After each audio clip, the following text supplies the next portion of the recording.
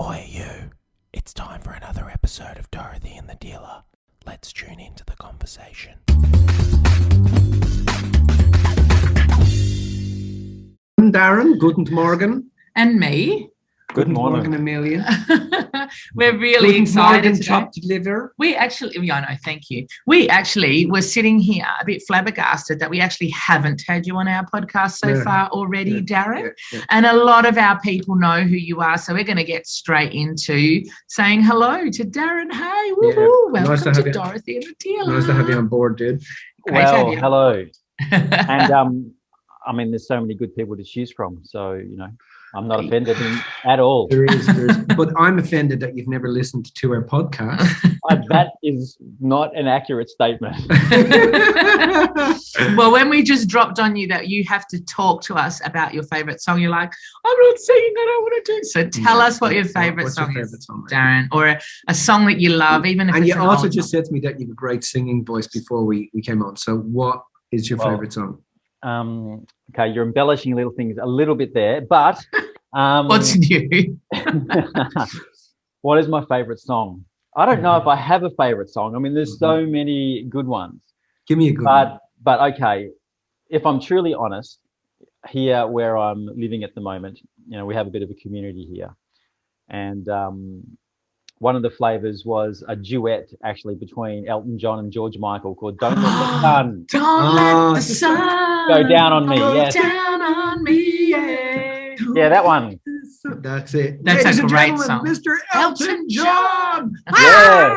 Yeah, great. That's a great track. I sing that every Friday night with a mate of mine, Matthew Kuska, after a few beers. And we put He on the belts radio. it out. But there's that and Africa. Gonna take your life yes. to take me away from you. Yeah. Yeah, don't let the There's sun go nothing down. but 100 men no more. Oh, come on. No, You know what? That's You a don't good give up song. I your like day that That's a song. fucking great song. So yeah, when we get really, we're 3 or 4 in for me. He's probably about 10. When we're like, I get drunk on the smell of a barman's fart. So if I'm 2 or 3 beers, So would I think. You would too. that stuff. Anyway, so how's it going? Where are you at the moment? I'm currently at Zaytuna Farm, Permaculture Research Institute of Australia in the Channon, which is Northern Rivers, New South Wales. How's it going up there? About an hour inland of Byron Bay. It's beautiful. It's approaching winter, which means the sun comes out in winter for us. We have 26-degree days, not lots of sunshine, although the nights are quite coolish. Yeah. And it's nice and quiet out here. I'm in the country. I'm away from the major population centres. Got clean air, and I've got good quality rainwater, and we grow some of our own food here. And so are you growing? Is it totally sustainable? we're not totally growing our own food. That would require a concentrated operation, and we're more an educational institution rather than a production farm. Right, right. So we don't sell to the public, but we demonstrate. Yeah. Right. And then, sorry, let me. No, I'm being rude. Go ahead. Well, what I think we need to do is backtrack, because I know that some people know who you are, Darren, and will understand straight away why we're talking about this, but other people won't. So, do you want to introduce Darren in terms of how you guys met? I met Darren. I met Darren around about years 1990. I think it was about 1990. No, let me think. Where we had the center, it was about 1996, I think, when I met Darren first, because Darren had come through one of the centres I was in charge of in Mount Lawley, and we were doing the beta release technique. And that was after that. No, it wasn't. No, it had to have been post 2000, I reckon. It was. Yeah, but remember when we met, and then I'd said, no, we'd met before, and you came to Mount Lawley to a centre, and you had an alignment. Oh, yes. That would have been around 2000, I reckon. No, it couldn't. Would it? Anyway, maybe it was. Yes. Look, maybe it was. But anyway, so I met Darren then, and then a number of years later, my PA, I said, look, I really need a personal trainer. My PA said to me, look, get in contact with this guy, Darren Hey. And I was like, cool. And then when I went and met Darren, it was like we met each other. We'd known each other before, obviously, from what we were doing before. And then we started to connect and talk about how we saw life in the universe and everything else. And it was actually a really beautiful connection. And I loved getting trained by Darren And so, yeah, that was really. How long did that personal training? I don't know, but Darren was a very good personal trainer. Was he? Yeah, well, he was very good at making sure you got the technique right, because that's what screws things up. You know, last week I had a PT come into my gym at my home to train me and Mike, to just see that we were getting stuff right. And he got me to tweak shoulder raises, and he fucking damaged my arm. Like, it damaged my shoulder. So my shoulder's been not good since I had a cortisone injection about 8 months ago, and he actually put it out again. I'm like, not happy, Jim. Did you tell him about that shoulder before you started training? Yeah. But that's the problem. Like, it seems now there's so many PTs out there, they're just pumping them out, and they're not really educating them on, because, you know, so you look at some of these PT, like F45 and some of those other ones, there's young guys in there encouraging people to do stuff that they just physically should not be doing. Yeah. So he wasn't connected enough with you. Yeah. And so, Darren, I think maybe it'd be a good time just to give us, like, I know you talk about your story and life for you and what happened for you. Do you want to give like I know you don't do abridged very often, but could you give us an abridged version so people who don't know you know a little bit about what's happening? Yeah. What happened? Okay, the very abridged version is I went from an academic life to a physical training life through martial arts and in the military. And I think I was just got out of the military when I met you, Mitch. That's how I think I know that it was 2000 or just after 2000. Because I don't think I was in the army at the time. Right. And you actually showed a great photograph a couple of weeks ago of you with what was that? Was that an M16 or? That would have been an Australian Steyr rifle. Steyr rifle, yeah. Great shot. Yeah.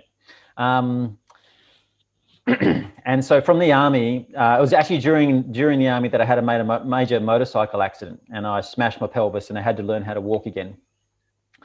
And in rehabilitating myself, I got discharged from the army and I became a personal trainer using the knowledge that I was acquiring.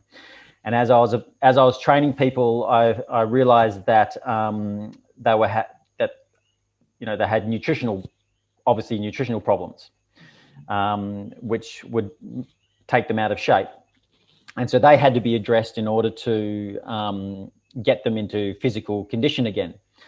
And also, as I was training them and addressing their nutritional issues, I found that there were emotional drivers behind their eating habits.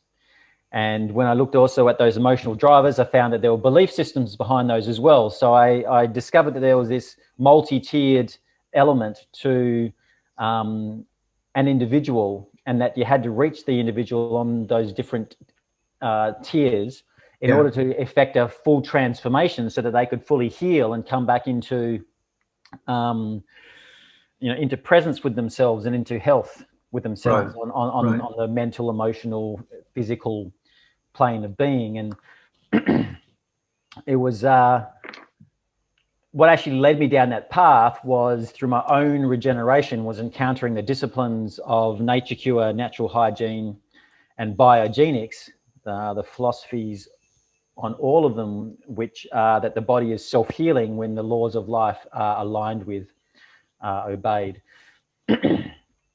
And that dovetails in with basically the ancient teachings, ancient spiritual teachings, and even modern spiritual teachings for any, modern spiritual initiate. They sooner or later discover natural law, and that brings everything into congruence when we are prepared to follow it. And so that's the basis of who I am and what I do with people and what I teach and what I like to speak about. Great. Cool. So I thought you had a question. So basically then now you, in terms of, sorry, let me just, now I'm just a bit lost. Give me 1 second. What's wrong? 1 second. No. Okay, can I ask a question? Yeah, go and ask a question while I think about what So it seems that, information is more accessible, Darren. There is a movement towards people starting to understand food, its effect on us, bad foods, their effects on us, corporations. Food is one of the biggest fucking drivers. It's one of the biggest economic industries in the world. And one of the things that I've noticed, I was listening to a great 15-minute talk by Graham Hancock a couple of weeks ago, and he said, you know, technologically, we have built a really fucking extraordinary society. Like, we can talk to someone over the other side of the world from a wristwatch, you know, literally over the other side of the world. But he said, we've also built a very vulnerable society, especially when it comes to food. Because if the food chain stopped within 3 days, most people have enough food to feed the family and themselves for 3 days. Within 3 days, we would start to experience some level of starvation. Within 7 days, this is globally, within 7 days, we would now be in a situation where we have not got enough energy to, and none of us know how to hunt. We've moved away from that scenario of understanding how to hunt and how to feed and how to grow and do all that sort of stuff. So as much as in some ways, so then he said within 2 weeks, you would have mass extinction starting to occur, you know, around the beginning of mass extinction around the world if the food sources cut out. Yeah. So it seems supply like lines, yes. the supply lines, yeah. So it seems like in one way we have a huge push towards understanding food, but in another way we're still at a very vulnerable point in time. Yes. You know, are we being asked? I mean, even are you saying we need to go back to that, or what is it you see we need to do to be able to secure who we are as a society? You know, to be able to become more sustainable, because that's what sustainable means, right? It is to sustain life, right? Yeah, and we're even moving. There's nothing wrong with the word sustainable if it's used in the right way, but we're moving towards use of the word regenerative now more than sustainable. And the common adage is that if you said your marriage was sustainable, you wouldn't think it was very good. So, so we like to use the term regenerative. But sustainable in its original sense really meant that we were replacing more than we were using, and also allowing sufficient recovery or sufficient development, you know, so that evolution can continue.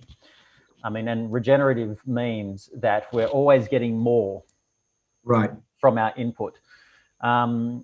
So, yeah, it's a complex issue. Because I think the big issue is that too many people are disconnected from nature and the natural world and natural systems. They're even disconnected from themselves. And it's because of that we allow and have allowed and would continue to support systems that actually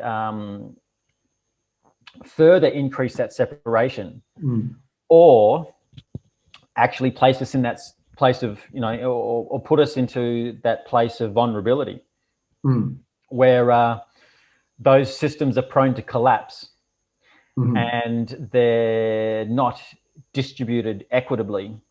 And not only are they prone to collapse and not distributed equitably, but they actually destroy the environment which we depend on for our survival. And in destroying the environment, the foods which are grown out of those areas become nutritionally deficient anyway.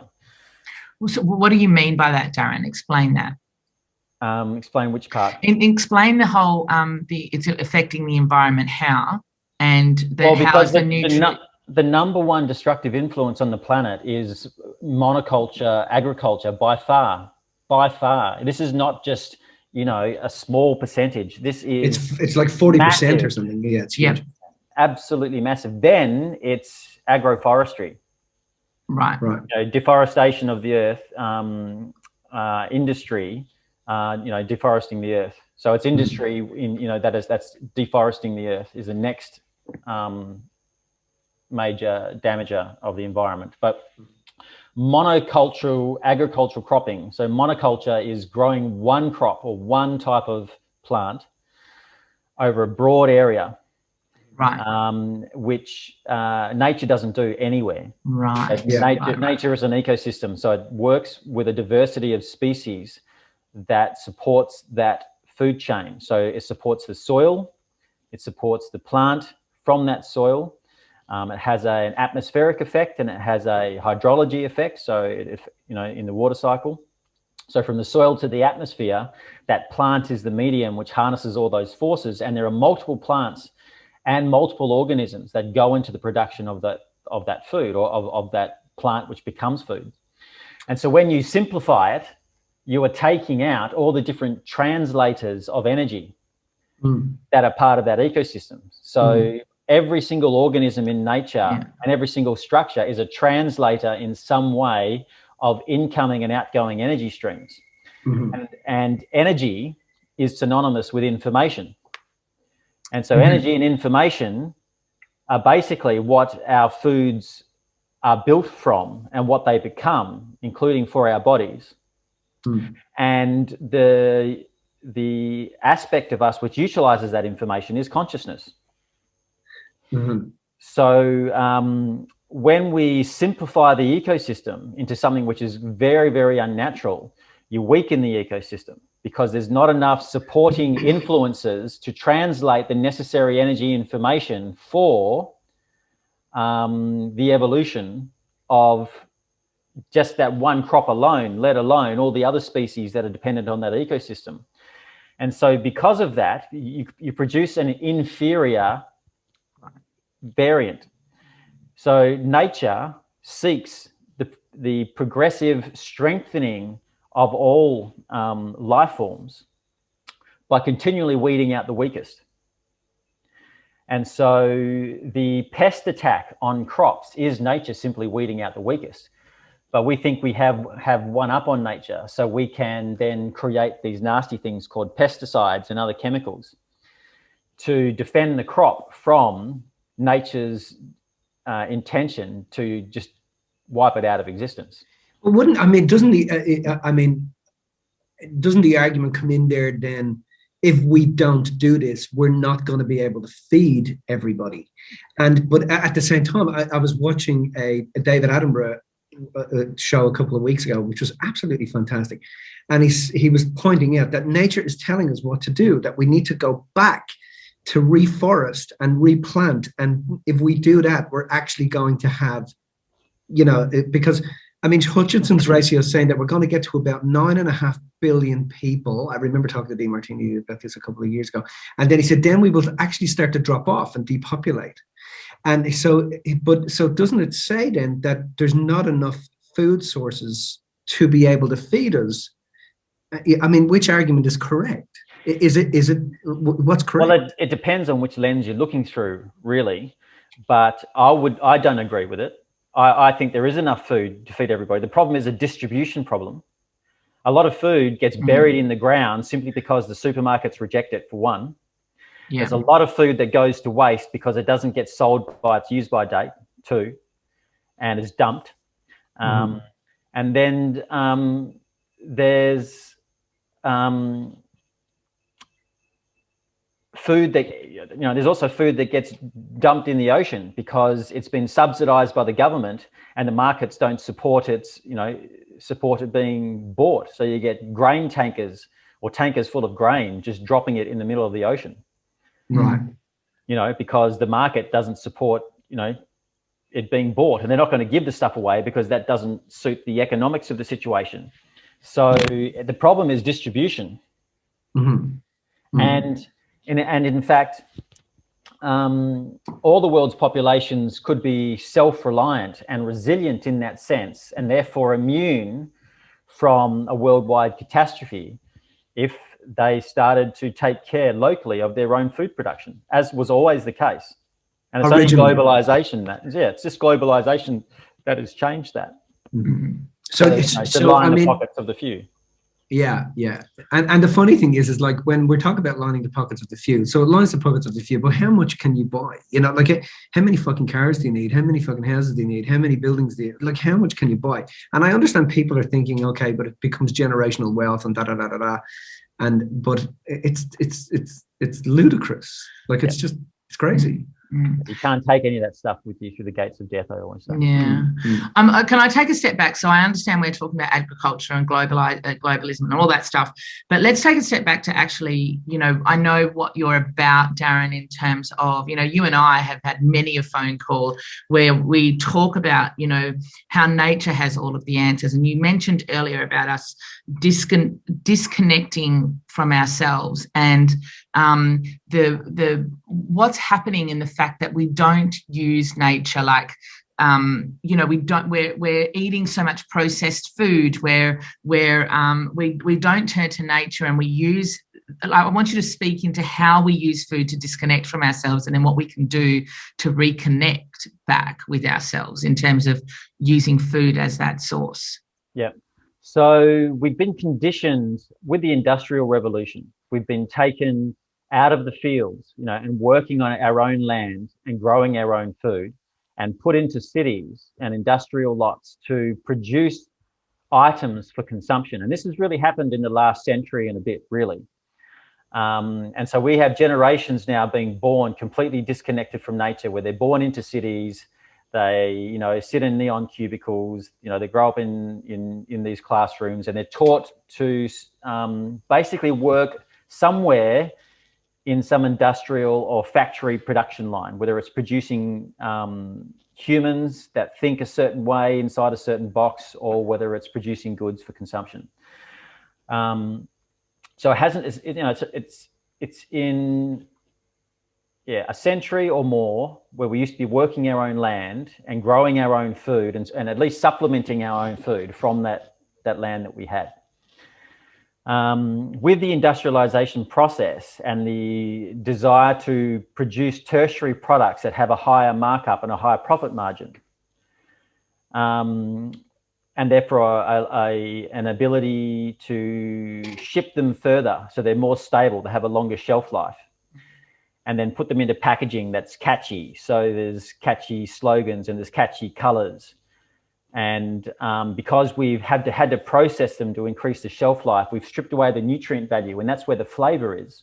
And so we have to put in artificial flavors, and we have to flavor them with processed sugars and fats, which just go rancid, because once you separate a fat from the plant fiber, it quickly goes rancid. And so you got rancid fats, and you got sugars pumping them up, and you got artificial colors to make it look anything but other than gray slop, and artificial flavors and all of these things. And then you throw in artificial antioxidants to try and preserve, that substance of that food a little bit longer, and artificial minerals that have been stripped out through the processing of the food. And we've now got this artificial substance, which is being sold with catchy slogans and jingles on television, that doesn't really have any nutrient value, because the light and the electrical energy which nature infuses into the natural food has been stripped out of them through the processing sequence, just basically by the law of entropy, which is every physical or chemical change a substance undergoes, it undergoes a declining energy potential in accordance with the law of entropy. So the light, which is captured by the plant, which is information, which feeds consciousness, and the electrical current, which is supplied through the roots of the plant from the earth, which, together, light meets a photon of light meets an electron, and the electron immediately jumps up to a higher activated energy level, and is now capable of has more properties and more function than it ever did without that infusion of light. And so what we do is we process that food. We basically, through the law of entropy, those photons are lost, and the electrons, the electrical capacitance of that food, those plant cells, has been diminished. And so we're eating something that's greatly depleted, and with all the other artificial stuff added in to try and give it some semblance of taste and some semblance of nutrition, but none of which can do what the original substance was meant to do. But the argument could be there where people are like, but hold on a minute. In the past 100 years, we're living longer. We're not. You don't think? No. In the past 100 years, we're cleaner, we're healthier, there's more of us. Isn't the argument there? How can you say we're not? What do you mean we're not? Well, because it's difficult to find the right information because there's a narrative being pushed, you know, through us or by us or around us, that the all-powerful medical profession and its wonders, one of which is vaccines, is the savior of us and the responsible for us living longer. And yeah, we might be living slightly longer in certain cases if those treatments weren't there, but we're not necessarily living healthier. Right. And in fact, it's debatable if we're living longer at all. But there are accounts. As I said, they're hard to find because you don't find them in mainstream media sources, where the pioneers, the settlers, the explorers would go into remote areas and meet indigenous tribes, and their average ages, you know, and spans of life were well and truly over 100 years of age, and they were still vital over 100 years of age, still working the fields. You know, still had dark hair, still well muscled, all this type of stuff. Didn't have eye problems, didn't have cancers, didn't have tooth fillings in their, you know, holes in their teeth. Right?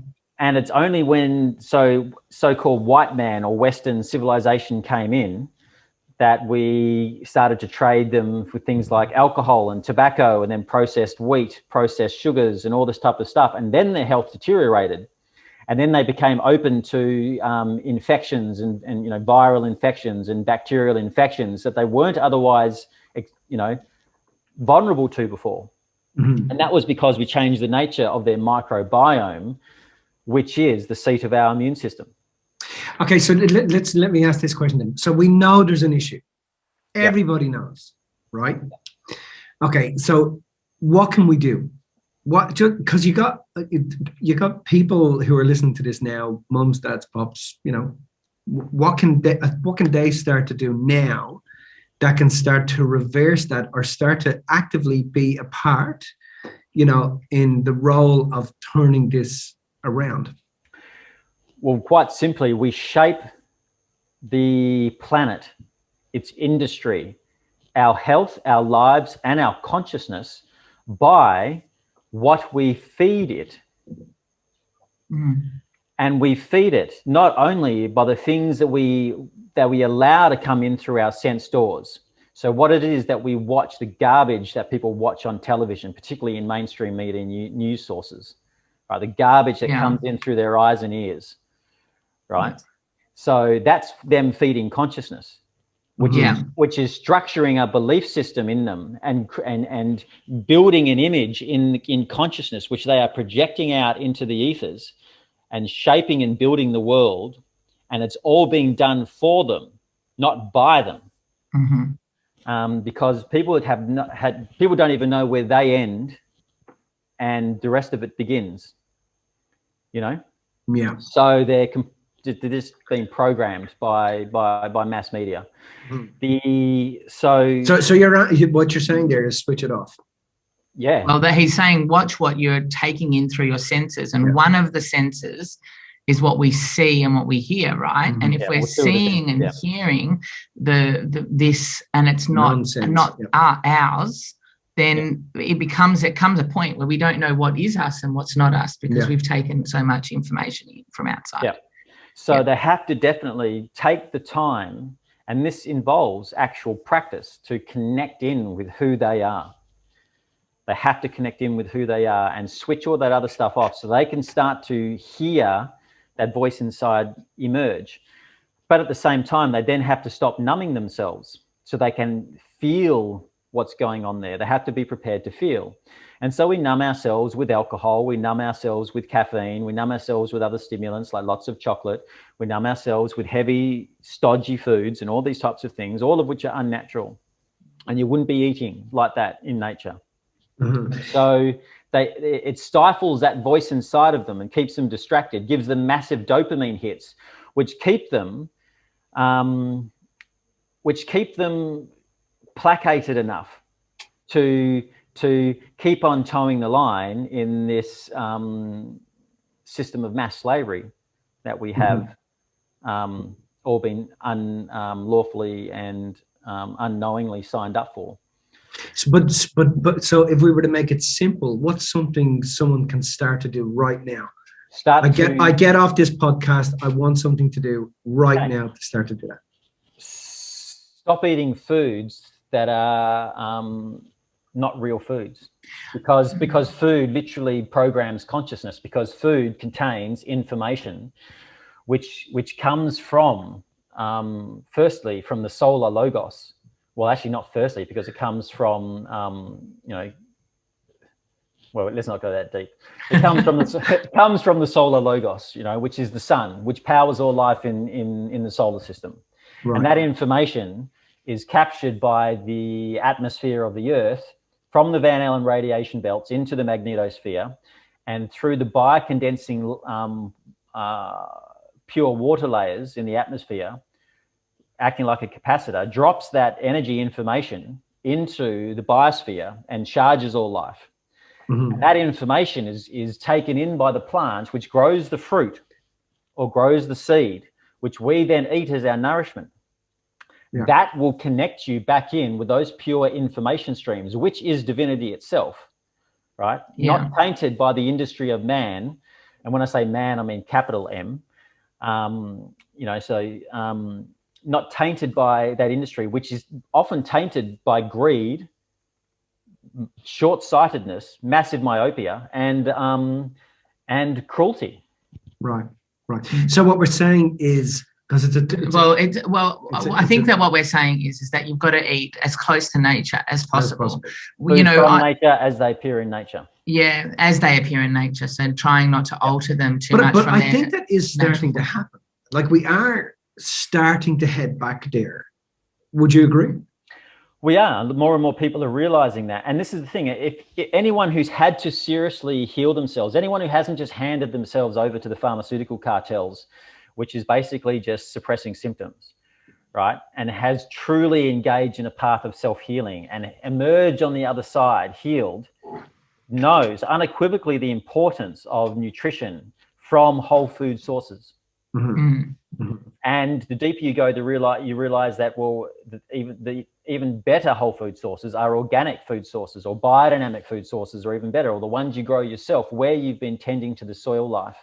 But that's such a difficult, I've experienced, because you and I had many, many conversations over an 18-month period where I was doing raw vegan, and it was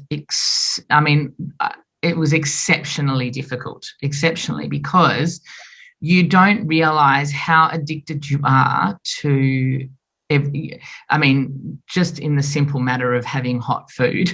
Yep.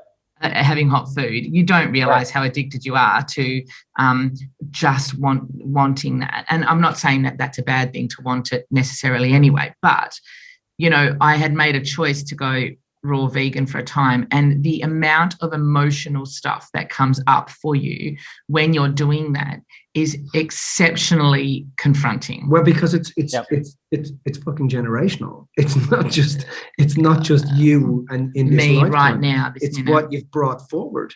Yes. That's what unnumbing does. It enables you to feel all of that stuff which we keep quietly and comfortably suppressed by keeping the energies, the etheric energies, which connect the etheric energies, which is the nearest subtle body to the physical body, the connection between our astral nature, which is our mental emotional nature, and the physical body. And so when we stop consuming those energies with heavy, difficult to digest and difficult to process foods, right, we start to get a clearer connection in with our into our mental emotional faculties. And so all of that stuff comes flooding in, where we've habitually blocked it out. And so we have to be prepared to feel that. And sometimes it takes several false starts and false steps for us to get our head around exactly what it is that we're facing and how we have to prepare ourselves to meet it again. Mm-hmm. So we make a few steps forward, we take a step back, we make another few steps forward, we take the step back, and that's just the process that goes on. Mm-hmm. But what people really have to understand is that evolutionarily, we were rewarded in our brain with hits of dopamine for anything which supported our survival. So the two major triggers or positive feedback activities for that was reproduction, so sex. So we had massive hits of dopamine and endorphins and pleasure sensations coming from the act of sex, because that allowed the species to reproduce. Yeah. And on the other end of that, at the other end of the tube that we are, is the mouth, and it's eating. So we have to be able to eat and supply lots of good quality nourishing food. And the foods which were richer in nutrients and richer in calories gave us the biggest dopamine hits. Mm. So that would naturally seek out those foods in order to ensure our survival. Mm-hmm. Now, the marketers and the people who chemicalize our foods and all this type of stuff, they know how this works. And so they produce foods, the artificial foods or the processed foods are loaded up with fat, and they're loaded up with sugar, and they're loaded up with starches and what have you, in order to give us calories and to give us that satiation, the dopamine hits. And then they load it up with other chemicals, which they know trigger the brain in those ways. So we get all this positive reinforcement from those foods, and we get dependent on these massive dopamine hits from these foods to make us feel that we're okay and that we're alive and everything's okay. The problem is, through the law of dual effect, we have to keep, as the body keeps adapting to this rich input, we kind of have to keep on upping the ante to feel like we're... It's like having a hit of cocaine. That first hit's fine, but then you need to have more to get the next and the next and the next. And so you have to be able to work in reverse now. What you have to do is start to remove those foods which give you these massive dopamine hits, and start to reset your brain and resensitize it to feeling great on less powerful dopamine hits. And then you start to normalize things again. But until you do that, just say you were to take out those heavy, stodgy food, just say you eat junk food, a lot. Yeah. And you go on to just say eating fruit for a couple of weeks, you're going to feel beside yourself as you're not getting the same level of dopamine, that, your brain's going to be putting out, because your foods are less calorie dense and they haven't got all the brain stimulating chemicals in there. And you've literally got to literally have to resensitize your brain. And while you're going through, while you're running that gauntlet, people are literally going to be thinking, what, life's not even worth living. Like what's the point of living if I can't have that food? And it's simply because of the brain chemicals that aren't being stimulated by their foods. But your microbiome will adjust, and at some point, that's the gut bacteria. The gut bacteria. Yep. At some point, you emerge on the other side, and you feel better than you ever did before. And you actually come into true sense of what's happening in your body. So when you go back and you introduce one of those foods again, you feel it for what it actually really does in your body. Mm-hmm. And if you have made that transition successfully, you'll say, there's no way I'm ever going to touch that again. Like, why would I ever touch that? I was just doing a little bit of reading during the week. I know I've told you about great author Stephen Coulter, who's becoming really, really popular mainstream at the moment. But he was talking about dopamine, that they used to think that dopamine was the reward, but now they've just figured out that dopamine is the encourager, that you actually experience the dopamine before you have the hit of the food and not afterwards. So in actual fact, dopamine is the driver of us, and that's why dopamine happens, because it encourages us to do things and make efforts towards something. Yeah. It's crazy. Yeah, that's interesting. I haven't heard that. Yeah, we could talk about this for weeks, Darren, but we have run out of time for today.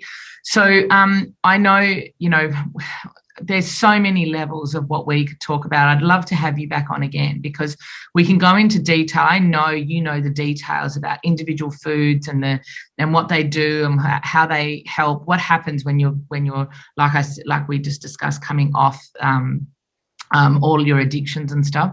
And I know you've touched on a couple of other topics that we could just dive into. So I'd love to have you back on, Darren, so we can talk about some of that stuff down the track. Would that be awesome? Yeah, that would be awesome. Yeah, that's cool. Anything else you want to finish up with, Mitch?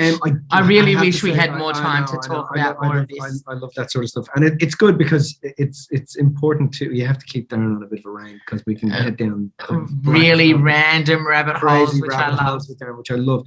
And you, I mean, at the end of the day, like one of the reasons you do at STP, you do the diet for us prior to that, which is a really great diet, is so that people can actually, mental clarity, is so that people can actually sustain. Because I remember the first time we had you up there, when we were talking about this stuff, people, their addiction had them falling asleep because it's like the addiction doesn't want them to listen. Do you know what I mean? It's like, no. It doesn't want you to listen because it wants you to stay in the addiction, you know, because you become the addiction. Your subconscious mind is trying to get you to your deathbed safely. So it has to protect that addiction because that is your way of life. So a new way of life threatens your story, it threatens your addiction, and if your addiction is your way of life, then it's threatening your fucking life. But I just wanted to say that, having that opportunity to chat with you about this, and thank you for respecting the listeners at the moment, and so that we don't dive too far down there. It's been great chatting with you yet again. It's been so good, Darren. Thank you so much. And your haircut's fantastic, buddy. Thanks, guys. I'm going to shave my head for the next one as well. Awesome. You are not. See you, champ. See you, Darren. See you guys. If you found this information inspiring, make sure you subscribe and tune in to the next Dorothy and the Dealer podcast.